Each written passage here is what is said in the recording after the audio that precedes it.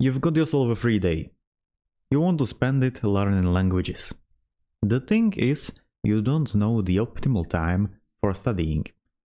Because when you study too long, you might be hurting your brain. And if you study too little, it's just not enough to even study.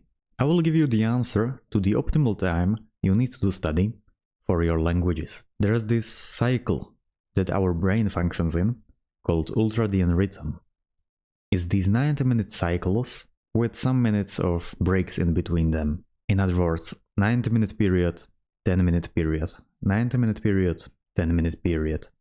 Even our sleep functions this way. 90-minute period of sleep, 10-minute period of some other sleep, 90-minute period of sleep, 10-minute period of some other sleep. I don't know the names of them, they are just some sleeps, some forms of sleep. That's why you either need 7.5 hours of sleep or 9 hours of sleep. 8 hours are a myth. With this Ultradian rhythm, I've most likely answered your question. You need to focus for 90 minutes. Then what do you do after those 90 minutes? Because you have your whole day prepared for studying.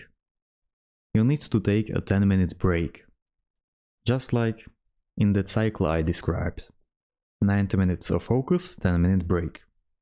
And afterwards you can do another 90 minutes of focus. Your brain isn't so fragile as to break just because you keep studying.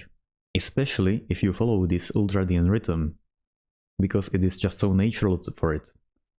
These 90-minute cycles, 10-minute breaks, are something that it is accustomed to. It sleeps that way for health's sake.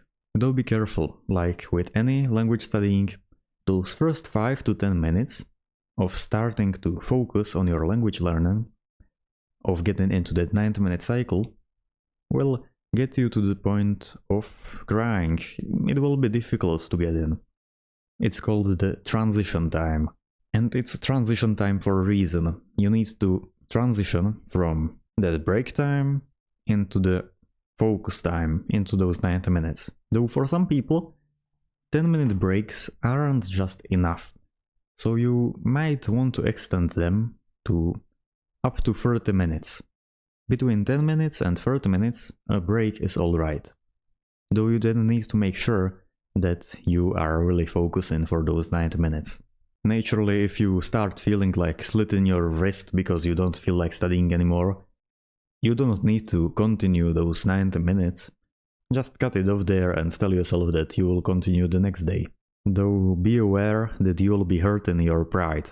So since you'll be studying for those 90 minutes, you will be exerting great focus. You will be tunnel visioned into this thing. Working really hard.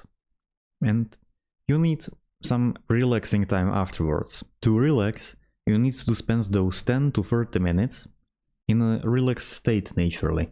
In a state that is kind of idle. You don't do anything that takes focus. For the best, it would be if you just sat around. If you really maybe meditated or stared at the wall.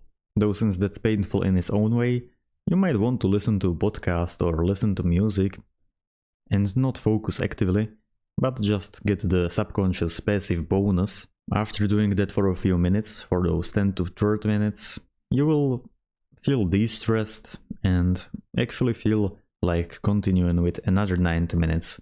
However, make sure you don't use your phone during those 10 minutes of rest. As I said, you need to be mostly idle, and that idleness influences the way you can focus afterwards. Your ability to focus during those 90 minutes isn't just influenced by your willpower that you use, but also by the rest time. You can't use it to do just anything, so you can't focus and you can't really do anything really exciting. With this, you know how to make use of your time the most effectively. You know that you need to study for 90 minutes, then take a break. Again for 90 minutes and then take a break. While in the breaks, you are mostly idle. And obviously, since during sleep, you are the most idle you can be, it is the ultimate form of restoration. So make sure you get enough sleep, so the next day you can study during many 90 minutes periods again.